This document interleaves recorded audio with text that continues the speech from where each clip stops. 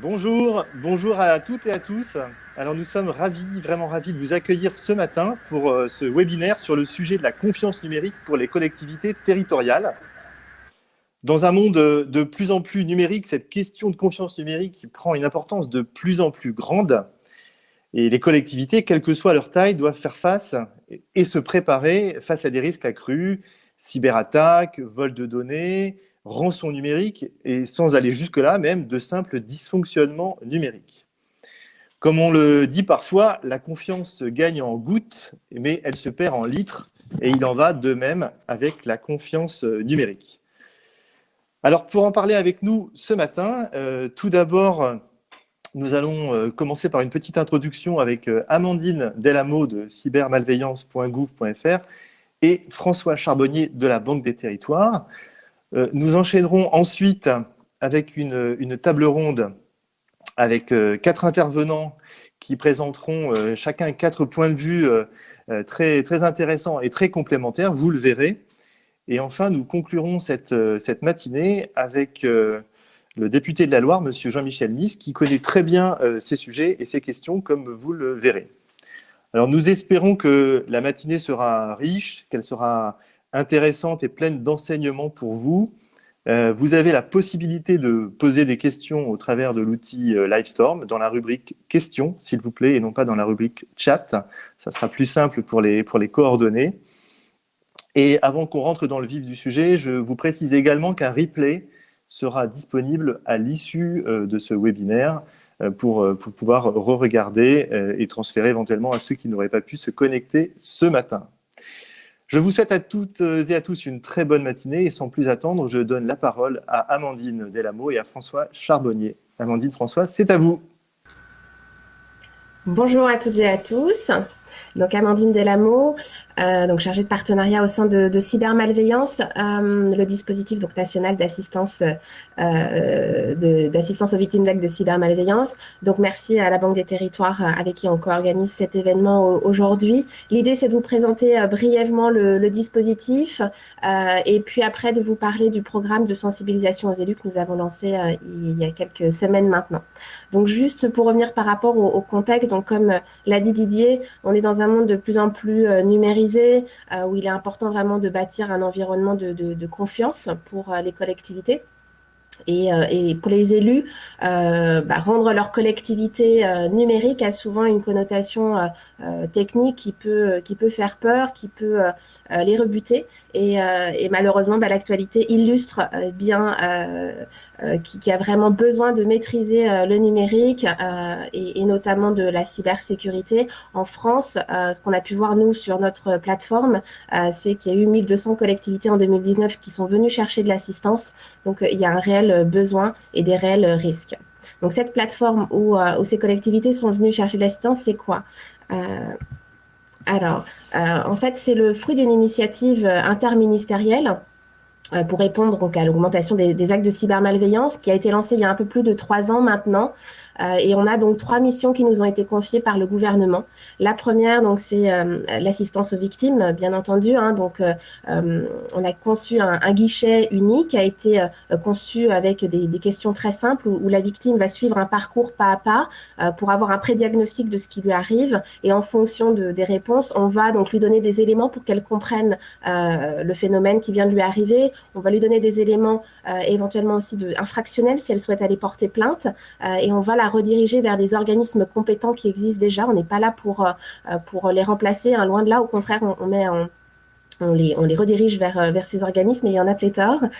Et on va même jusqu'à la mise en relation avec des prestataires locaux pour dépanner, pour accompagner la victime, qu'elle soit entreprise, collectivité ou particulier, l'accompagner donc pour l'aider, pour l'assister dans sa problématique s'il y a besoin de remédiation sur son PC ou sur son système d'information. Donc, on a à peu près 1000 prestataires référencés sur notre plateforme qui couvre tout le territoire national à ce jour. Notre deuxième mission, c'est la prévention et la sensibilisation au risque numérique. Ça va de pair. On est tous des victimes potentielles ou même des anciennes victimes qui peuvent être attaquées à nouveau. Donc, il est vraiment important de sensibiliser au maximum. Donc, on est des gros fournisseurs de contenu. On a créé des contenus sous différentes formes, plus ou moins ludiques.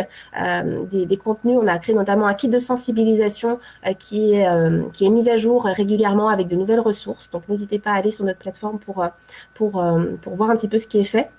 Vous allez avoir des vidéos, vous allez avoir des quiz, vous allez avoir des différents formats d'outils. Donc, n'hésitez pas. On fait également beaucoup d'alertes sur nos réseaux sociaux de tout ce que l'on peut voir passer, notamment donc des phishing en cours, des failles, des mises à jour à faire, etc. Donc, n'hésitez pas à nous suivre également sur les réseaux sociaux pour voir un petit peu ce que l'on peut, si on peut vous aider à ce niveau-là. Et puis, on essaye autant que possible de faire connaître le dispositif au plus grand nombre. Donc, on a des grandes campagnes de sensibilisation qui ont été faites cette année. En 2020, on a eu la chance d'avoir une campagne sur les chaînes du groupe France Télévisions au mois de mai et une autre sur le mois cyber au mois d'octobre avec des Consomag. Donc voilà, notre troisième mission, donc c'est la mission d'observation de la menace. L'idée, c'est vraiment de mieux la comprendre, de mieux l'anticiper et la combattre. Donc on a la chance d'avoir un poste idéal puisque on peut capter les phénomènes depuis le terrain grâce à nos prestataires qui sont référencés sur notre plateforme et puis à nos 200 000 victimes qui sont venues chercher de l'aide depuis l'ouverture de cette plateforme en fin 2017. Et donc l'idée, c'est d'utiliser toutes ces datas, de les consolider, de partager toutes ces données avec le plus grand nombre et notamment avec les pouvoirs publics pour pouvoir orienter l'action publique et avoir plus de moyens demain encore pour lutter contre ces menaces. Donc notre dispositif, il vient en aide donc à 3 typologies de publics, les particuliers, les collectivités et les entreprises. Donc notamment pour les collectivités et les entreprises, c'est plutôt des petites qui n'ont pas forcément de services informatiques en propre. Donc si vous êtes une petite collectivité, que vous êtes attaqué et que vous avez besoin d'aide, n'hésitez pas à venir sur notre plateforme. Je vais vous parler maintenant du programme de sensibilisation.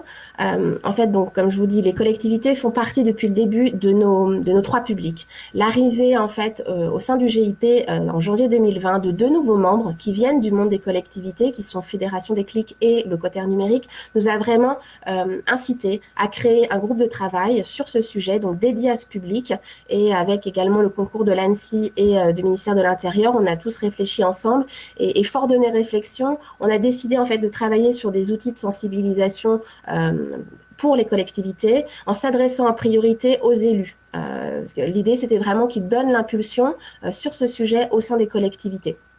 Et on a décidé de le faire en plusieurs étapes, d'où la notion de programme de sensibilisation. Donc notre objectif, c'est vraiment de sensibiliser les élus aux risques numériques pour que demain ils puissent mieux les appréhender et surtout également leur partager les bonnes pratiques à adopter. Donc notre méthode, on essaye d'être assez pragmatique et d'adapter le sujet de la sécurité numérique à leur contexte, au contexte des collectivités dans leur quotidien pour essayer de leur apporter des solutions concrètes et des premiers gestes simples à mettre en œuvre.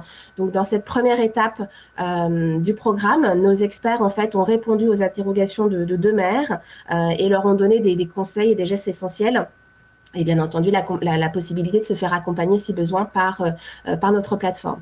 Voilà, donc la diffusion de ce programme a été faite conjointement avec l'écosystème des collectivités qui les connaît bien et qui a leur confiance. Et c'était important pour nous.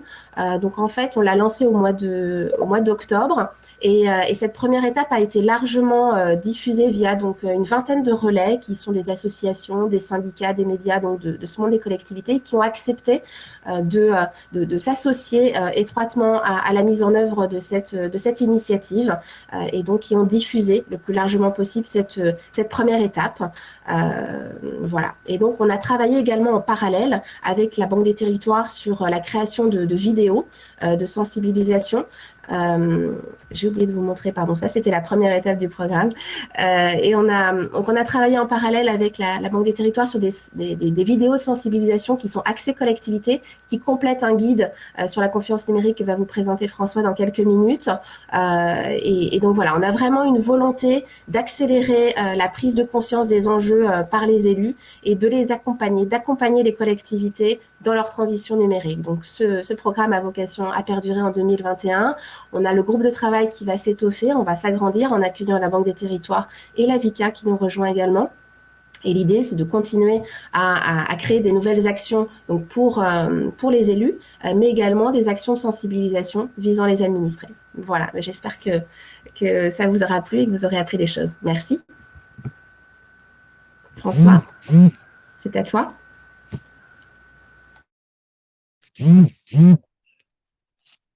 Bonjour, ravi d'être ici présent avec vous. Je m'excuse par avance si jamais il y a des petites difficultés parce qu'on a eu au dernier moment des petits ennuis de réseau pour se connecter.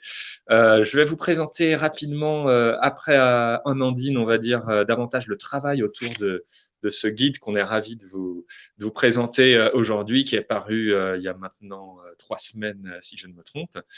Donc, peut-être un mot d'abord sur la Banque des Territoires, un des 5 métiers de la Caisse des dépôts et qui travaille, on va dire, qui rassemble toutes nos activités côté Caisse des dépôts auprès notamment des collectivités et des territoires.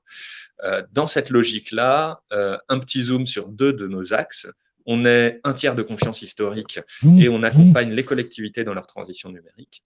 Et quand on croise ces axes, on arrive naturellement sur la cybersécurité, la confiance numérique des collectivités. Donc, dans cette logique d'accompagnement, on s'est rendu compte qu'il y avait un vrai besoin peut-être de messages à passer en matière de confiance numérique aux collectivités et aussi aux élus. Et c'est l'objet de ce guide. Donc, ce guide, pour le présenter très brièvement, le mieux, c'est peut-être de vous dire, on va dire, comment le voir, comment le comprendre. Ce guide, voilà, vous avez un petit peu des éléments sur vos écrans. À la fois, c'est un guide d'appréhension des enjeux juridiques, c'est un des aspects de ce guide. C'est aussi tout simplement un guide d'information sur mesure pour les élus en matière de confiance numérique ou de cybersécurité. On n'a pas à connaître, on va dire, tout le détail et le sujet exhaustif est vraiment large. Par contre, il y a des éléments qui sont évidemment utiles.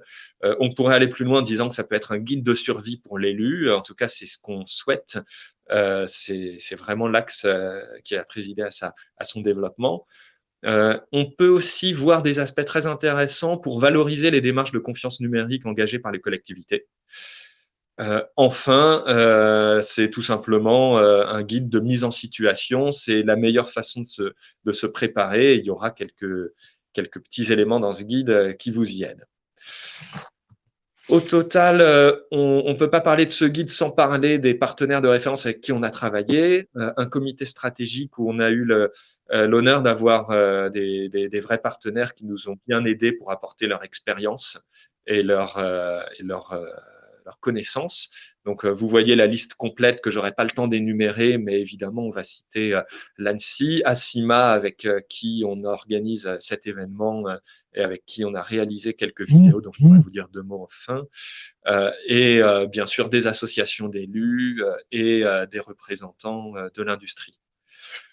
On a également eu recours à 2 cabinets pour améliorer, on va dire, pour être sûr de rien oublier, pour améliorer aussi la vision juridique présente dans ce guide.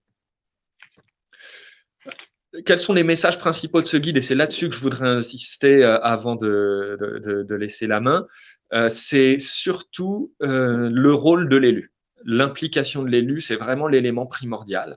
Sachant que pour autant, il faut bien avoir à l'esprit que l'élu n'est pas un expert, n'a pas à l'être, sauf peut-être dans un très rare cas, c'est normal, n'a pas à tout comprendre des éléments techniques et du jargon. Voilà. Et par contre, l'élu doit donner l'impulsion. Donc, l'enjeu, c'est de conjuguer ces éléments-là. On a du mal parfois à donner l'impulsion sur des sujets qu'on ne connaît pas en profondeur et qu'on n'a pas à connaître en profondeur. Et c'est pour ça qu'avec ce guide, on dit qu'il faut donner l'impulsion en poussant 5 grands axes. Il y a des axes de formation et de sensibilisation des agents, des élus eux-mêmes, et de s'assurer que nos partenaires le sont. Il y a le fait aussi de savoir, tout simplement, c'est du bon sens, ce qu'on a comme état des lieux numériques, ce qu'on a comme numérique, et ça permet de définir des priorités pour les nouveaux projets ou des projets de consolidation. Mener des projets numériques et fiables et pérennes de bonne qualité, bien sûr. Maîtriser la ville numérique au quotidien, ça se surveille, la ville ou le territoire, hein, bien sûr, et être prêt au pire et savoir réagir. Le pire, c'est évidemment pas pour faire peur, mais on peut avoir des petits incidents, parfois des plus grands. Et si on y a déjà réfléchi, on peut avoir, comment dire, beaucoup plus de facilité à bien réagir. Quelques éléments sur ce guide ensuite pour compléter. Ce guide, il se veut aussi comme une boîte à outils. Vous verrez quelques encarts de mise en situation dedans pour vraiment, on va dire, rentrer dans le jeu. Il y a un petit encart aussi intéressant qui vous donne des principales recommandations. C'est pas exhaustif, mais ça vous donne un vrai aperçu sur ce qu'on peut demander lorsqu'on fait des appels d'offres, des nouveaux projets. Il y a une ouverture sur les enjeux de confiance numérique face aux nouvelles tendances technologiques. Ça, c'est peut-être un peu plus prospective ou culture générale pour lancer, on va dire, les sujets. Un glossaire, bien sûr. On a aussi pas mal creusé la partie juridique. On sait que l'ANSSI a fait un très bon livrable là-dessus. Notre partie juridique à nous est aussi un peu complémentaire. Elle va vraiment sur les missions classiques de la collectivité pour voir si elles ont des conséquences juridiques. Et voilà, et je vais accélérer maintenant parce que le temps passe. Vous avez un exemple d'encart dans le guide que vous pourrez regarder plus à loisir. Et je finirai sur le fait qu'on a développé 4 vidéos produites avec cybermalveillance.gouv.fr. Vous en verrez une après les questions et vous verrez que le but est de mettre en situation les élus. Voilà. À disposition, bien sûr, pour les questions. Alors justement, François, on a quelques questions qui sont arrivées entre-temps, notamment une pour toi qui est au sujet du guide et qui demande est-ce que le guide de la Banque des Territoires aborde les mêmes thèmes que le guide de l'ANSSI? Quelles sont les différences entre les deux guides? Il faut que tu remettes ton micro. Je suis désolé, j'ai un mauvais retour son en ce moment, j'ai un petit bug, je ne peux pas directement répondre. D'accord, bon. Alors peut-être une question pour Amandine dans ce cas-là. Quelle est la part des collectivités dans les structures qui font appel à cybermalveillance.gouv.fr cette année, Amandine? Donc, c'est quoi la question? Pardon. Quelle est la part des collectivités dans les structures qui font appel à cybermalveillance.gouv.fr cette année? Alors, pour 2020, on n'a pas encore les chiffres, hein. On est en train de consolider tout ça. Là, on arrive à la fin de l'année. On a un rapport d'activité qui va être produit courant janvier, début février ou plus tard, et où vous aurez justement les nouveaux chiffres avec la part notamment des collectivités qui seront venues sur notre plateforme. Mais pour l'instant, je vous avoue que j'ai aucun chiffre à ce jour sur 2020, d'où mon 1200 collectivités pour 2019. Je n'ai malheureusement pas plus d'infos à ce jour pour 2020. Mais en tout cas, il y en a eu quelques-unes, malheureusement, qui sont venues sur notre plateforme. L'actualité était là. D'accord. Est-ce que François, tu nous entends de nouveau? Est-ce que tu pourrais répondre à la question sur la différence entre le guide de la Banque des Territoires et celui de l'ANSSI? Oui, tout à fait. La différence entre ces deux guides, alors justement, le fait aussi d'avoir l'ANSSI dans notre comité stratégique a aidé à nous articuler. Le guide de l'ANSSI va un petit peu plus, on va dire, dans les préconisations pratiques, techniques, l'organisation détaillée à mettre en place. Le guide Banque des Territoires se veut, on va dire, un petit peu plus au niveau vision stratégique et surtout entrée en matière. Voilà, c'est vraiment, on va dire, s'il y a un ordre de lecture, il faut peut-être commencer par celui Banque des Territoires et ensuite aller sur celui AMF ANSSI. D'accord, très bien. Une autre petite question, c'est y a-t-il des solutions ou des services d'accompagnement qui existent déjà pour les collectivités? Et peut-être que ça fera le lien avec la suite et la table ronde.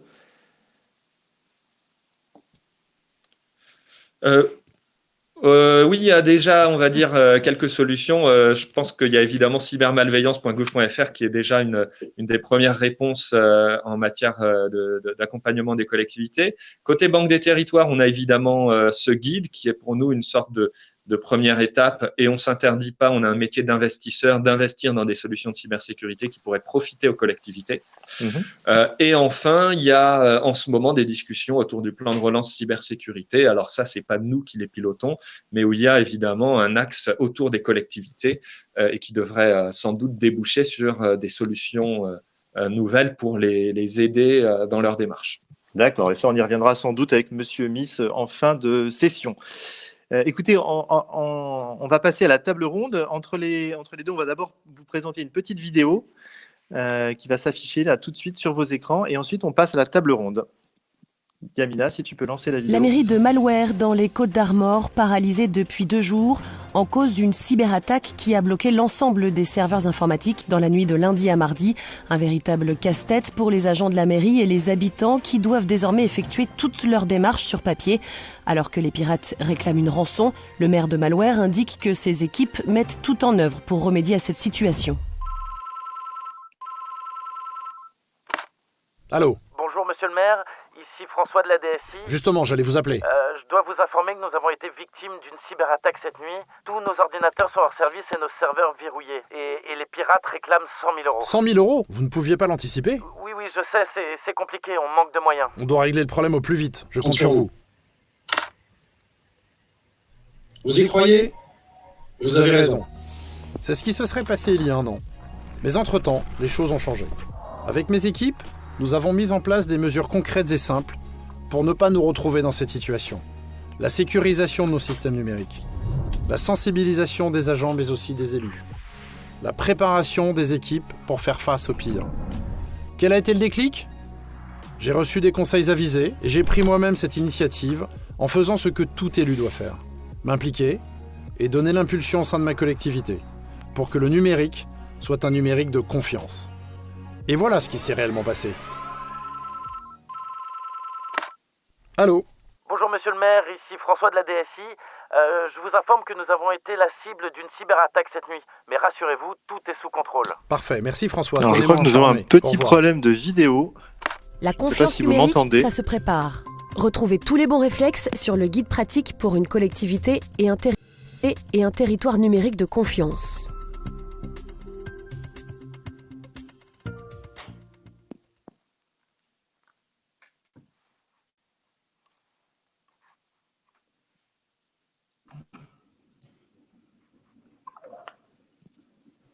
Alors, nous avons eu un petit souci de vidéo, je crois. J'espère que vous avez quand même pu la voir. De toute façon, nous vous donnerons les liens pour voir ces vidéos. Alors, je vais enchaîner du coup sur la table ronde et vous présenter les intervenants à cette table ronde. Alors, nous avons tout d'abord Madame Anne Le Henanff, qui est première maire adjointe de la ville de Vannes. Nous avons également... Bonjour Anne. Nous avons Monsieur Emmanuel Vivet, qui est directeur général de l'ADICO et président de l'association Déclic. Bonjour Emmanuel. Nous avons Monsieur Jérôme Notin, qui est directeur général de cybermalveillance.gouv.fr. Et nous avons également Monsieur Jean-Michel Dos Santos, qui est dirigeant et fondateur d'Holistic et qui est membre du Syntec numérique. Bonjour à toutes et à tous. Bonjour à tous. Alors, nous allons commencer par une question toute simple. Puisqu'on parle de confiance numérique, est-ce que vous pouvez nous parler les uns et les autres de problèmes de non-confiance numérique dont vous avez été témoin ou victime? Alors, on va commencer par Madame Le Henanff. Je sais que vous avez déjà eu pas mal d'occasions de présenter tout ce que vous avez eu comme souci à régler à Vannes, et vous avez pas mal d'expérience sur le sujet. Donc voilà, je vous laisse la parole, Madame Le Henanff. Merci beaucoup. Alors, ce n'est pas spécifique à Vannes, hein, je le précise. La seule chose, c'est que nous, on a décidé d'en parler, mais c'est quelque chose qui est devenu malheureusement assez commun. Mais c'est vrai que nous, je ne vais pas redétailler, parce qu'il y en a beaucoup, je pense, là, qui ont déjà entendu parler de la cyberattaque que nous, on a vécue à Vannes en février 2016. C'était le début, c'est-à-dire qu'on ne s'attendait pas, nous, les collectivités, à cette époque-là, à être l'objet ou une cible potentielle pour des cyberattaquants. Ça a commencé vraiment fortement en 2016 et depuis, ça n'a jamais cessé, ça s'accroît. Je pense que Jérôme le confirmera, Jérôme Notin, ça s'accroît, sauf que la difficulté, c'est qu'on a du mal à en parler, on ne le fait pas pour des raisons évidentes d'image. mais aussi parce que nous-mêmes, on est mis en fragilité quand on est cyberattaqué. Donc, le premier témoignage que je ferai, donc ça concerne notre cyberattaque en 2016. Qu'est-ce que ça a fragilisé, à proprement parler ?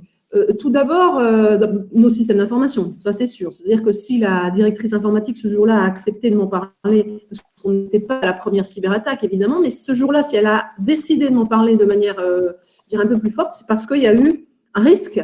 On a échappé à la catastrophe tout simplement, c'est-à-dire le blocage de nos systèmes d'information et donc l'incapacité pour la ville de Vannes d'assurer la continuité du service public et surtout de perdre énormément de données. Donc, la confiance, déjà, elle est perdue en interne, c'est-à-dire on a peur. Donc, ça a également un impact, évidemment, sur les relations qu'on peut avoir avec nos citoyens. Et même si on a accepté d'en parler, c'était un des risques que nous avons pris, mesuré avec le maire et le DGS de la ville de Vannes, c'est que on estimait que la nécessité de sensibiliser nos collègues, autres communes, primait et qu'on aurait été capable de toute façon, puisqu'on avait décidé de prendre des décisions de mise à niveau de nos systèmes d'information, de la sécurité de nos systèmes d'information, ça valait le coup d'en parler à l'extérieur, au risque que nos citoyens vantais se posent des questions, mais on était prêt à y répondre. C'est-à-dire qu'on allait le faire à la limite en toute transparence, puisqu'on décidait de monter en compétence, et bien on allait les tenir au courant de ce qu'on faisait, et on est allé bien au-delà de ce qu'on pouvait faire, puisque le maire et le DGS ont signé un acte d'engagement vis-à-vis des citoyens vantais en disant voilà, nous vous assurons de tout faire pour protéger mieux vos données que ça ne l'était jusqu'alors. Voilà. Ensuite, il y a une perte de confiance évidemment par rapport aux agents aussi, par rapport aux fournisseurs, par rapport aux partenaires. Donc, ce sont des moments difficiles à vivre. Sans parler effectivement également à Vannes, on a beaucoup fait de la sensibilisation des agents. Donc, on a partagé ça avec eux. On a fait pratiquement, finalement, une thérapie de groupe, si je peux m'exprimer ainsi. Mais dans d'autres communes voisines que je connais, où c'est resté dans le bureau du maire et dans le bureau du secrétaire général ou du secrétaire de mairie, il y a eu des impacts psychologiques sur les agents qui ont cliqué sur le lien malveillant. Voilà. Donc, ça, c'est un témoignage. Je ne vais pas insister beaucoup sur cette cyberattaque. Il y a plus des sujets aujourd'hui qui me préoccupent plus sur la confiance numérique. C'est que nous sommes dans des démarches de dématérialisation et je vais citer 2 cas où on est dans une période finalement intermédiaire que j'estime dangereuse au niveau de la sécurité numérique. C'est que le tout démat, moi évidemment je suis favorable, on est sur des dématérialisations imposées par l'État et c'est une très bonne chose, notamment les actes d'urbanisme. En parallèle, à mettre également à la loi NOTRe qui fait que l'urbanisme n'est plus la seule compétence d'une commune, mais devient celle d'une EPCI, d'un EPCI, donc une intercommunalité. Et donc, nous sommes dans un moment, si vous voulez, un peu transitoire, où finalement, on n'est pas totalement dématérialisé et il y a beaucoup d'interactions entre le citoyen, la commune, l'EPCI, et donc des allers-retours de documents qui parfois contiennent des données à caractère personnel, mais j'irais même jusqu'à des données sensibles, notamment des données politiques, par exemple dans le sens aménagement urbain, où il y a des marchés, voilà, il y a des informations. Tant qu'un dossier n'est pas instruit, il est confidentiel. Donc, en ce moment, si vous voulez, il y a pas mal, jusqu'à la démat totale, d'échanges de mails, des scans, des personnes, ça arrive sur des boîtes mail de gens qui ne sont pas forcément habilités, qui vont les imprimer, les mettre sur le bureau de celui qui est le référent. Voilà, donc on est dans des moments, ces périodes de dématérialisation, l'objectif est la dématérialisation de bout en bout est une bonne chose. Ça permettra d'être totalement sécurisé, effectivement, mais on est dans des périodes là, de 1 an, 2 ans, où j'estime, en tout cas, qu'on est dans des situations de risque, puisqu'on communique sur des mails non cryptés, on fait des scans, on envoie des documents importants pour une commune, notamment les dossiers d'urbanisme. Autre exemple, également, si on n'y prête pas garde, et là, ce n'est pas dans le cadre de la dématérialisation, mais les communes, parfois, sont responsables, ont comme compétence la gestion, par exemple, d'un équipement comme un EHPAD, donc qui accueille des personnels avec des données à caractère personnel, bien sûr, mais même des données sensibles, des données de santé. C'est le cas à Vannes, par exemple, où on gère un EHPAD. Donc là, c'est pareil. Si on n'y prête pas garde, si on n'y fait pas attention, il y a des échanges, puisque ce sont des multi-acteurs. Finalement, la gestion d'un EHPAD, même si c'est la compétence d'une ville, eh bien, on sollicite le département du Morbihan, on sollicite la CAF, les familles, les médecins, les hôpitaux pour les hospitalisations, des choses comme ça, puisque par rapport à nos résidents. Et donc là, de la même manière, la confiance numérique là, doit être totale. Ce n'est pas toujours le cas. Nous, on est remonté en compétence parce que c'était, je dirais, une utilité, même plus qu'une utilité, un impératif sur le lieu de stockage des données. Donc, il faut que ce soit un data center HDS, collecte exclusivement des données de santé, que les messages que nous envoyons au département, à la CAF, soient cryptés. Ça, c'est nouveau également. Voilà. Donc, vous voyez, ce sont des sujets, finalement, des exemples de sujets sur lesquels les communes, parfois, ne sont pas forcément sensibilisées, mais qui ont un réel impact sur les données qu'on collecte sur nos citoyens ou sur les données que nous produisons en tant qu'entité publique, l'urbanisme, par exemple. Absolument. Ben, écoutez, merci beaucoup pour ces exemples qui sont effectivement très, très parlants. Monsieur Vivet, est-ce que vous pouvez peut-être déjà représenter un petit peu ce que c'est que le réseau Déclic et puis nous donner aussi, vous, des exemples de problématiques auxquelles vous êtes confrontés? Bonjour, oui, tout à fait. Alors, il faut remettre le micro, on ne vous entend pas. Le micro est mis. Voilà. C'est bon? Voilà, c'est bon, c'est bon. Pardon. Alors, je vais essayer de parler un peu plus fort. Donc, Emmanuel Vivet, alors voilà, je préside la fédération Déclic et je suis directeur d'une des structures membres de Déclic. Et donc, moi, je dirige l'ADICO, qui est une structure de mutualisation située à Beauvais dans l'Oise. Alors, Déclic réunit 45 structures de mutualisation qu'on appelle des OPSN, opérateurs publics de services numériques. Notre métier, la plupart, on a été créé il y a 30, 40, 50 ans sur les territoires, c'est d'accompagner les collectivités. Alors aujourd'hui, dans la transformation numérique des collectivités, mais il y a 30 ans, c'était l'informatisation des collectivités. En fait, on est un service, alors c'est un peu réducteur, mais ça permet de mieux comprendre. On est un service informatique mutualisé. En fait, les élus sur les territoires ont décidé de mettre en commun à la fois des compétences, des moyens et des solutions. Alors, voilà, on peut, et je profite de la présence de Anne Le Henanf pour citer quelques membres, Mégalis Bretagne, et j'ai vu après dans les participants que ce soit le CITIV, que ce soit l'Alpi, Soluris et d'autres membres, la TD24. Voilà, quelle que soit la nature juridique, la mutualisation, elle est de différentes natures. Elle peut être intercommunale, elle peut être départementale, elle peut être régionale. Sur les notions de cybersécurité, c'est aussi une notion de compétences et de moyens, et l'échelle est assez importante. Alors, maintenant, qu'est-ce qu'on observe? Et je remets peut-être ma casquette de directeur général de l'ADICO. On intervient dans à peu près 1900 collectivités. J'ai une soixantaine de salariés, enfin d'agents. Et on traite à peu près 250-300 appels jour. Alors pas, je rassure, que des appels loin de la cyber, mais puisqu'on intervient sur tous les métiers de la collectivité, sur leur transformation, la dématérialisation, comme ça a été dit juste avant. Et effectivement, on observe alors une montée en puissance déjà, malheureusement, et on observe beaucoup dans des collectivités petites et moyennes des problèmes de crypto, des problèmes de perte. Et ça, aujourd'hui, c'est un peu un message. Je ferai passer d'autres messages par la suite, mais il y a une notion de sensibilisation, en fait. Et je pense qu'il faut aujourd'hui associer à la fois, et il est nécessaire d'associer les élus et les agents. Les élus, pour une prise de conscience, une sensibilisation, ça n'arrive pas qu'aux autres. Alors, j'allais dire, c'est pas grave. Si, c'est grave, mais c'est pas grave d'être… voilà, parce qu'aujourd'hui, si on voit dans la presse, et chacun peut le voir, que des entreprises très performantes françaises arrivent à être concernées, ça veut dire que tout le monde peut être concerné. Et simplement, ce qu'il faut aujourd'hui, c'est se donner les moyens, un minimum de se protéger et savoir agir. Dans un minimum se protéger, on aura l'occasion dans la table ronde d'aborder quelques solutions. Et aujourd'hui, ce que l'on observe concrètement, c'est effectivement des mairies qui nous appellent et qui nous disent aujourd'hui, voilà, j'ai reçu un mail et puis j'ai cliqué sur une pièce jointe.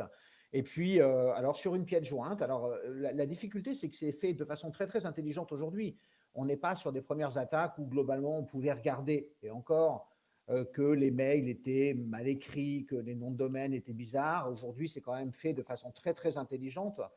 Et il faut absolument lire, il faut absolument se renseigner, et tous les relais que peuvent faire le cybermalveillance aujourd'hui sont utiles, puisque l'on voit passer des alertes sur des faux mails de Pôle emploi, sur des faux mails de l'URSSAF, sur des faux mails des impôts, et il faut effectivement absolument commencer et regarder. Et derrière, voilà, ce sont ce type d'alertes que l'on reçoit, des collectivités qui ont cliqué et d'autres qui malheureusement sont allées assez loin en disant aujourd'hui, bah voilà, j'ai appelé un numéro de téléphone parce qu'il fallait et que c'était Microsoft qui me demandait d'appeler et vous avez fait quoi? Bah, j'ai appelé, bon. Et j'ai arrêté au moment où on m'a demandé mon numéro de carte bleue. Bon, heureusement, dans une mairie, la carte bleue, elle n'est pas là. Sauf qu'à partir de là, c'était trop tard, puisque soit il y a une prise en main du poste à distance, et ensuite on intervient sur des problèmes de sauvegarde. Alors, on est sur de la donnée publique, on est sur du cloud souverain, on est sur de. Enfin, ça veut dire qu'à un moment donné, qu'est-ce qu'on a fait pour protéger de la donnée et de la donnée publique? De la donnée qui appartient à la mairie, mais de la donnée qui appartient aux citoyens. Alors, il y a la notion de perte, de risque de perte, et puis il y a de la notion aussi de faire sortir de la donnée, et on va toucher des notions de RGPD. Ça veut dire que ma donnée, elle peut être détruite. Ma donnée, elle peut être détruite et elle peut être dehors. Et on parle de données individuelles. Donc, on a eu voilà, ce type, alors quand je dis nous, hein, c'est l'ensemble des membres du réseau Déclic, hein, les 45 structures qui agissent sur le territoire, mais quel que soit le niveau de mutualisation, puisqu'il existe des intercommunalités qui ont aussi cette compétence de mutualisation ou d'autres niveaux de mutualisation. On a aussi des attaques par un système tout simplement non protégé. Alors des drivers avec des mots de passe administrateurs sur des photocopieurs. On a des vieux PC qui traînent, alors parce qu'ils sont dans un coin pour gérer une fonctionnalité diverse dans la mairie, mais sur un système qui est plus à jour, en se disant mais c'est pas grave, il est dans un coin de la mairie, il n'est pas sur le réseau de la comptabilité. Ben si, il est sur le même réseau. Et on a eu comme ça des attaques dans des mairies de 3-4 000 habitants. Et la conséquence, on me dit oui, mais financièrement, ça a un coût. Certes, mais on a eu des mairies de 4 000 habitants qui ont tout perdu. C'est-à-dire que le coût pour reconstituer la donnée d'état civil, de paye, de compta, je ne parle pas à la limite, pourquoi pas des photos, des journaux, toute la communication, mais ça a quand même un coût. Mais le fait aujourd'hui d'arriver dans une mairie, on a un autre exemple d'une mairie de 1000 habitants, et de dire aujourd'hui, on va passer 2 mois à ressaisir la donnée pour que la mairie puisse continuer à travailler, et c'est une donnée minimum, hein. On ne parle pas de la donnée qui est réellement perdue, qu'on ne trouvera jamais. Ça veut dire que je ne suis pas tout à fait persuadé que le ratio coût, voilà, il est là, et ça veut dire qu'il y a un gros travail à faire à ce niveau-là. Emmanuel, je crois que vous avez mené une étude l'année dernière. Là, vous avez des chiffres un petit peu sur le nombre de problèmes de cybersécurité dans les collectivités? Alors, oui, alors on a réalisé dans le cadre de Déclic une étude qui est entièrement téléchargeable sur le site asso-déclic, sur le site de notre fédération, notre association.fr, sur lequel on a eu, alors l'étude ne portait pas spécifiquement sur la cybersécurité, portait effectivement sur l'intérêt et le rôle de la mutualisation dans le développement numérique des territoires. Et on a abordé aussi, on a posé la question aux collectivités, un peu plus de 2000 collectivités ont répondu, et quelles étaient les attentes. Et la cybersécurité apparaissait comme une des attentes et un des rôles que devait jouer la mutualisation. Et est apparu effectivement un certain nombre d'éléments que l'on ressort à partir de ces éléments de crypto. Alors, même si je n'ai pas là les chiffres en tête, mais on voit bien une augmentation conséquente sur le territoire de ces micro-attaques, mais qui sont très impactantes sur le fonctionnement des collectivités. Ce qui commence à être rassurant, c'est qu'on commence à le dire. Ça veut dire que je rejoins, il y a quelques années, c'était peu, c'est monté en puissance, mais on ne le disait pas par de la honte, de dire aujourd'hui, il ne faut pas que ça se sache. Sauf que le fait maintenant de donner cette information et de se rendre compte que n'importe quelle entreprise privée, même spécialisée, on a encore vu des actualités quand même dernièrement assez conséquentes, ça veut dire qu'aujourd'hui, de se dire, mais il n'y a pas de honte. Ça veut dire que c'est en donnant cette information qu'il faut absolument arriver à trouver des moyens de se protéger. Voilà les grandes lignes que je souhaitais vous partager. D'accord, merci beaucoup Emmanuel. Jérôme, du côté de cybermalveillance.gouv.fr, je pense que vous devez aussi avoir une multitude d'exemples. Alors peut-être un petit résumé parce qu'on est déjà un petit peu en retard sur la matinée et dans une deuxième partie de la table ronde, je voudrais qu'on en vienne après aux conseils que vous pourriez donner. Alors, mais pour l'instant sur les exemples que vous pourriez partager. Alors, les exemples, je ne peux pas ne pas parler des rançongiciels dont Anne a déjà parlé, Emmanuel également, mais les rançongiciels, et on l'a évoqué également précédemment, ne font pas que chiffrer aujourd'hui les données, que détruire les sauvegardes. Les groupes d'attaquants, depuis une petite année maintenant, volent les données avant de faire détonner leurs charges sur les réseaux. Donc, ça peut poser une vraie problématique par rapport au RGPD, ça peut poser une vraie problématique par rapport à la fuite de données que les collectivités, dont les collectivités peuvent disposer par rapport aux administrés. Donc, le phénomène du rançongiciel, qui reste cette première menace, n'est pas il est vraiment à prendre en compte, sachant d'autant plus que j'anticipe peut-être sur la suite sur les solutions, mais très rapidement quand même, il y a des solutions qui fonctionnent à 100%, et c'est très rare en sécurité informatique, en cybersécurité, puisque la sauvegarde déconnectée permet à une entité, qu'elle soit publique ou privée, l'idée n'est pas du tout de stigmatiser les entités publiques, mais permet à une entité de récupérer ses données et d'être serein et de ne pas être bloqué, comme Emmanuel a pu l'évoquer, pendant 1 mois, pendant 2 mois, où il a fallu ressaisir les données. Donc voilà, le phénomène du rançongiciel est quand même très important. Également, on peut observer, quand on regarde un peu les parcours que les collectivités peuvent faire chez nous, les faux virements, les changements de RIB sont des phénomènes qui existent dans le privé, au niveau des PME, voire des ETI, des grosses structures, mais c'est également le cas dans les collectivités, quelle que soit la taille. Donc, ça peut être le changement de RIB de fournisseur. On se fait passer pour un fournisseur, on dit, eh bien voilà, on a changé de banque et voici nos nouvelles coordonnées bancaires pour la traite. Ou ça peut être également concernant les agents des plus grosses structures. Alors là, dans les petites collectivités, évidemment, tout le monde se connaît, donc il suffit de vérifier tout simplement auprès de la personne si elle a effectivement bien changé de banque. Mais voilà, dans les plus grosses structures, le changement de RIB de l'agent peut être aussi source de perte d'argent pour la collectivité. Et puis, pour aller vite, un phénomène qui est assez en dents de scie, qui peut faire l'objet de campagnes assez massives, c'est la défiguration des sites web. On sait que malheureusement, pour des questions de temps, souvent les sites des communes, des collectivités ou des communautés de communes ne sont pas toujours mis à jour, que ce soit au niveau du système, au niveau des CMS, des outils qui sont utilisés pour la publication des contenus. Et donc, quand il y a des scans de sites massifs, ça peut tomber sur les collectivités. Et si, une fois de plus, les contenus, les plateformes n'étaient pas mises à jour, eh bien, le contenu en est modifié et ça peut aller jusqu'à des messages terroristes, comme on a pu voir en octobre de cette année. D'accord, très bien. Merci beaucoup pour cette réponse très synthétique, mais qui enrichit, je trouve, les réponses qu'on a déjà pu avoir. Monsieur Dos Santos, ce qui est intéressant, vous, c'est que vous avez la vision de l'entrepreneur, et qu'en même temps, je crois que vous êtes aussi engagé auprès de collectivités. Donc, est-ce que vous pouvez nous donner un petit peu, nous faire part un peu de vos expériences en la matière? Merci. Oui, bien sûr. Donc, déjà, pour me présenter rapidement, effectivement, je suis Jean-Michel Dos Santos, le créateur d'Holistic. Nous, notre travail, il est purement sur la cybersécurité. On se nomme pure player de la cybersécurité et on est prestataire référencé auprès de la plateforme Cybermalveillance depuis quelques temps. Et accessoirement, je suis aussi secrétaire d'une association qui est le Plusir Nord de France, avec lequel nous avons participé aussi sur le kit de sensibilisation il y a quelques temps d'ACIMA avec donc Monsieur Notin et Monsieur Dickel. Voilà, donc c'est quelque chose qu'on traîne depuis quelques années. Et effectivement, par et mon engagement associatif et mon engagement professionnel, on a eu affaire à quelques cas particuliers. Je vais tout de suite rebondir sur le cas du WordPress et des sites des collectivités, parce que des cas comme ça, on a eu certains, notamment par le biais justement de la plateforme, où je vais vous parler d'un cas particulier qui met en évidence aussi cette problématique de gouvernance qu'on met sur les élus et qui est complexe aujourd'hui à traiter.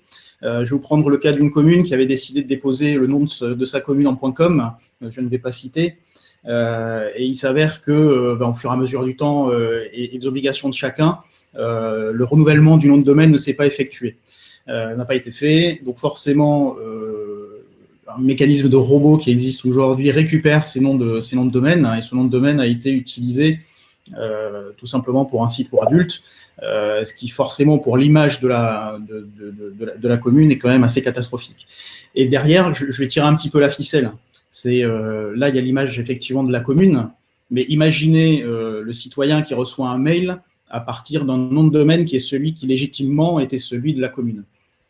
On va lui demander des informations qui peuvent être des données privées, qui peuvent être aussi d'ordre financier. Donc, bien évidemment, ça a un impact qui est assez important. Et donc là, ça va tirer effectivement cette problématique de gouvernance. Je vais vous donner un autre cas qu'on a vécu, c'est la volonté, par exemple, de mettre à disposition l'accès au numérique à des personnes en difficulté dans une commune ou dans un CCAS. On va vouloir aider pour pouvoir réaliser des CV, etc., faciliter cet accès au numérique en mettant à disposition un PC, par exemple. Sauf que la personne fait ça, bien évidemment, avec toute sa générosité, mais ne pense pas à mettre l'informatique et la direction informatique dans la boucle. Et on se retrouve avec un équipement raccordé au réseau de la commune, avec des ports USB accessibles par n'importe qui, par n'importe quelle clé USB, puisque je viens quand même avec mon CV pour essayer de le mettre à jour et pour essayer de trouver de l'emploi. Et donc avec toutes les problématiques qu'on va trouver, parce que poste non sécurisé, dans un contexte dans lequel il n'était pas prévu. Et forcément, derrière, on parlait de rançongiciel, mais ça peut être aussi tout simplement un virus qui vient contaminer la donnée et qui vient perdre la donnée. Donc, on évoquait tout à l'heure l'importance de la sauvegarde déconnectée. Et je vais remettre un petit peu de poids là-dessus parce que dans ce cas précis, on a toujours la donnée, mais la donnée est chiffrée. Et qu'est-ce qu'on fait? On est obligé de la reconstituer avec tout le temps qu'on évoquait tout à l'heure, de ressaisie, etc. L'intérêt, effectivement, d'avoir ce type de sauvegarde déconnectée permet d'avoir, à un moment donné, quelque chose de propre et de récupérable, et qui permet quand même de partir sur des bases saines. Ça fait partie, effectivement, des choses assez classiques. On parlait du télétravail aussi, puisque on travaille énormément maintenant sur la mise à disposition d'outils en télétravail. Le confinement a apporté effectivement cette contrainte supplémentaire. On a ouvert beaucoup d'accès sans se poser forcément la question des risques ou sans savoir quels étaient les risques. Et alors, j'entendais Monsieur Notin sur une autre table ronde ce matin qui évoquait ce sujet-là, et je ne peux qu'abonder. Aujourd'hui, beaucoup de serveurs sont ouverts à mauvais escient. Et pire que ça, c'est que dans le retour arrière, quand on revient au bureau, on oublie de fermer les accès. Et ça, c'est catastrophique. Et on est typiquement dans cette gestion en urgence dans laquelle on va se retrouver ensuite confronté à une dette sécuritaire qui fait que derrière, on a des points d'accès qui sont ouverts. Et c'est comme ça qu'on va se retrouver avec une municipalité, alors une métropole en l'occurrence, avec des serveurs Citrix qui, à un moment donné, se sont retrouvés contaminés avec de l'information qui fuitait. Alors, on ne sait pas pourquoi, vers la Russie. Allez comprendre, mais en tout cas, voilà, serveur contaminé et donc dans cette volonté de vouloir récupérer de l'information pour pouvoir derrière la traiter. Parce que n'oublions pas que si on vient chercher de l'information, c'est que cette information, qu'elle soit donnée personnelle ou financière, elle a de la valeur. C'est aussi pour ça qu'aujourd'hui, les municipalités sont multiples, parce qu'il y a beaucoup d'informations à récupérer. Bien sûr, ouais. On a une série de petites questions. Alors déjà, je voudrais signaler à Madame Lenanf que le travail de Van est salué par les participants ce matin. Donc voilà, félicitations. Quelques questions, notamment sur les coûts et l'évaluation des coûts. Est-ce que, à votre connaissance, il y a des travaux faits sur l'évaluation des coûts de la cybersécurité et le ROI de la cybersécurité? Est-ce que l'un de vous veut répondre?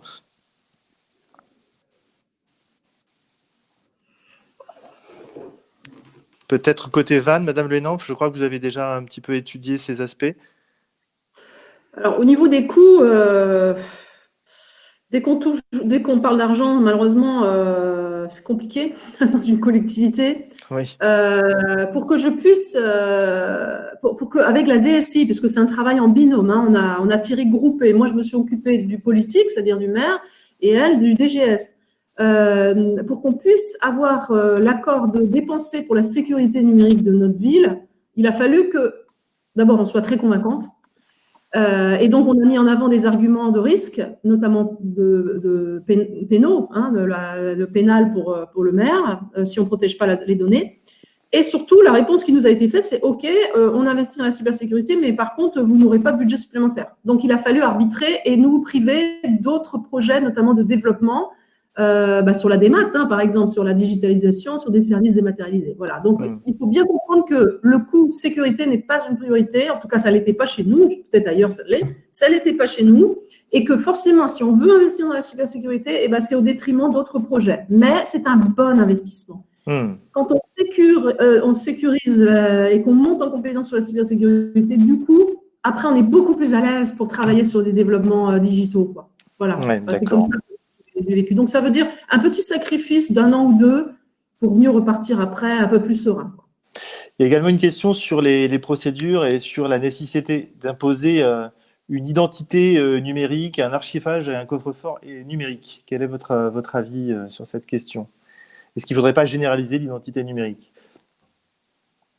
Moi, je sais qu'on travaille là-dessus. Enfin, pas on, mais l'État travaille là-dessus. Hein, Valérie Pénaud, elle avance bien sur ce sujet, sur l'identité numérique. Et donc, on y travaille. C'est d'ailleurs impulsé, poussé par l'Europe. On n'aura pas le choix. Il faut qu'on le fasse rapidement.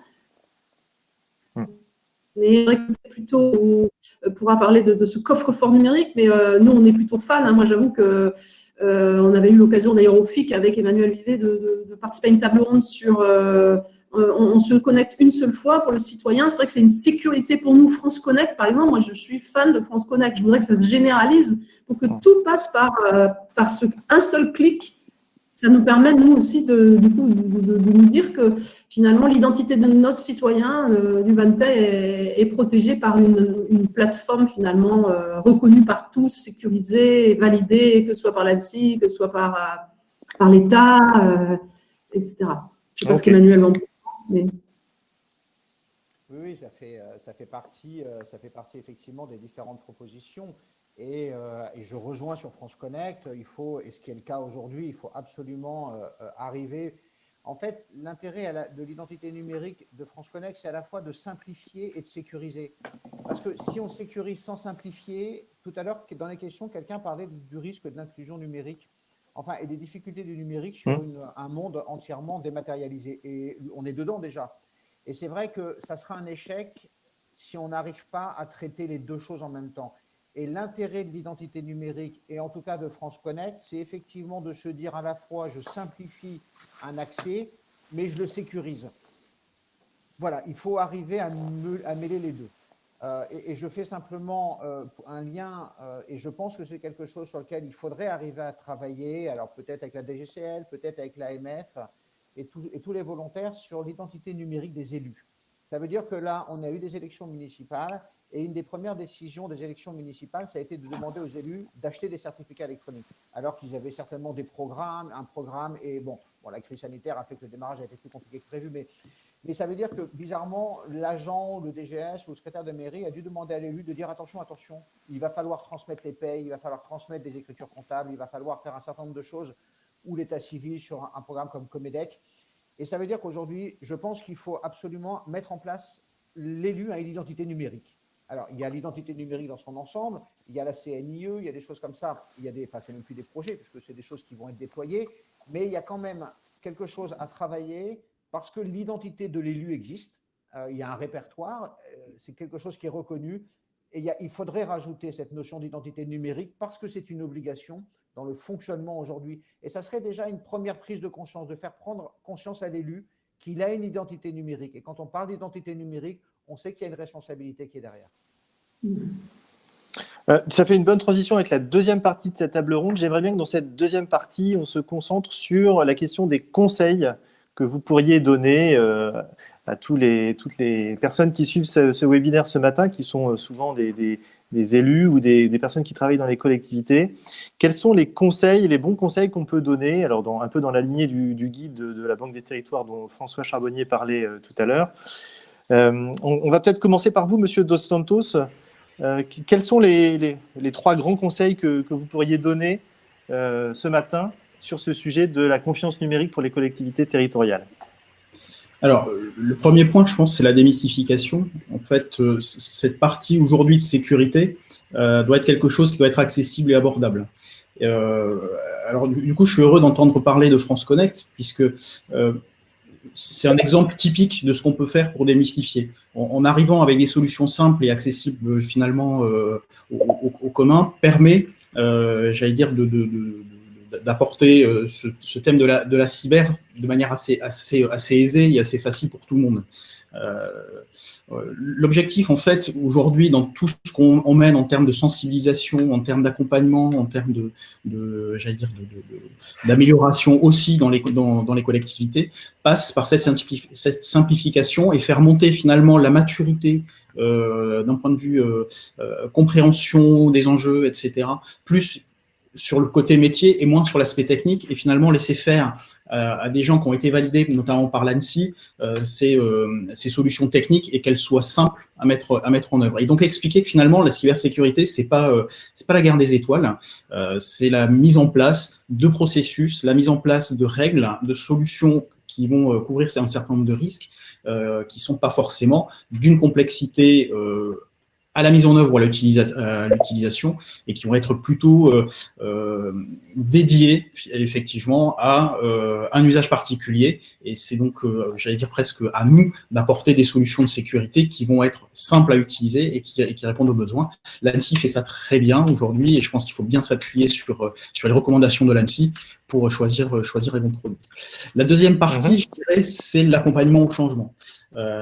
C'est pas parce qu'on a trouvé, j'allais dire, la manière d'expliquer le risque et qu'on a trouvé les bonnes solutions, c'est ensuite aider les élus. Alors, Madame Le Henaf le disait très bien tout à l'heure par rapport aux exigences. Les élus ne sont pas des experts informaticiens non plus. C'est comment on fait aujourd'hui pour faire en sorte que ces problématiques cyber soient prises en compte malgré les contraintes budgétaires. Et aujourd'hui, on sait parfois une simple évolution de process peut permettre de résoudre une problématique de cyber. Sur les contrôles de virement, sur des choses comme ça, par exemple, on parlait tout à l'heure des faux ordres de virement. On sait que c'est des choses qui sont arrivées. Voilà, on sait que nous, dans le Nord, il y a des entités sur lesquelles ça ne se reproduira pas. Voilà. Et ensuite, il y a cet aspect de la transparence. Il n'y a rien de pire en termes de sécurité aujourd'hui que de ne pas... alors, on l'évoquait sur la communication quand il y a un incident, mais je pense que c'est aussi la même chose dès lors qu'on parle de produits.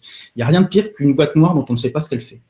Et finalement, aujourd'hui, que ce soit la conception d'un outil, que ce soit sa mise en œuvre, ou que ce soit le rétexte sur un événement qui s'est produit pour pouvoir capitaliser et s'améliorer, cette communication, cette transparence, elle est importante. Elle est importante pour les élus, elle est importante aussi pour nos concitoyens.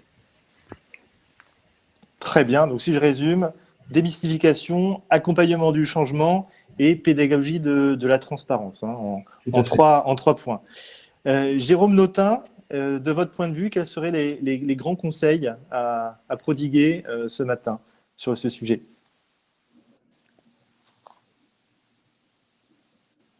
Ah, votre micro n'est pas allumé.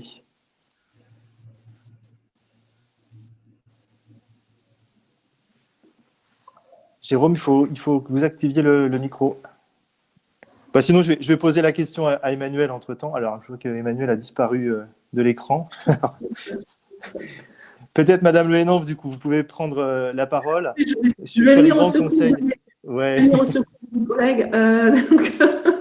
Alors, moi, j'aurais trois. Enfin, j'en aurais. D'abord, je ne veux pas donner de conseils. Je veux simplement juste peut-être partager une expérience. Donc, du coup, des pratiques.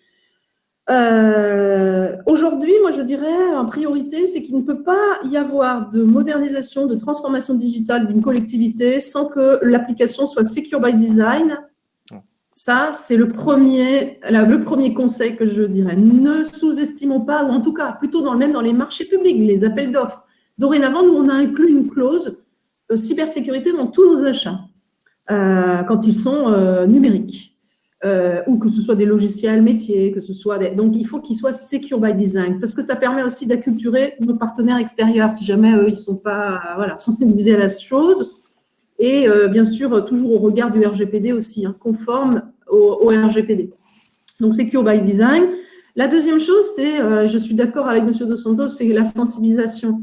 Donc, on a 1200 agents. Nous, quand on a été cyberattaqué il y a 4 ans, on a décidé d'investir dans l'humain, et donc on a obligé nos 1200 agents à suivre une formation d'une demi-journée, rentrant dans le crédit formation sur la responsabilité face aux données, mais aussi à la cybersécurité. C'est quoi la cybersécurité? En gros, parce que de toute façon, même s'ils n'étaient pas dans le cadre de leur fonction avec un outil numérique, malgré tout, dans leur vie privée, ça leur serait utile. Donc, on a estimé que tout le monde devait être sensibilisé pendant 3 heures à ça avec un cabinet extérieur. Ça s'est très bien passé. Et la sensibilisation, c'est donc le deuxième conseil que je dirais, c'est que l'humain est au cœur de la cybersécurité, et Jérôme le dira mieux que moi, plus fortement. Je vais vous donner un chiffre. On fait de la sensibilisation depuis 3 ans à la ville de Vannes. On a un RSSI à mi-temps qui envoie des petits mails, des petites vidéos de l'ANSSI, de ci, de ça. Vraiment, régulièrement, on envoie sur les boîtes mail des sensibilisations. On fait également des campagnes de faux mails, c'est-à-dire qu'on met à l'épreuve nos agents avec est-ce qu'ils vont cliquer, est-ce qu'ils ne vont pas cliquer. Il y a 1 an, avec une sensibilisation, on était à 24% de taux de clic sur les liens malveillants.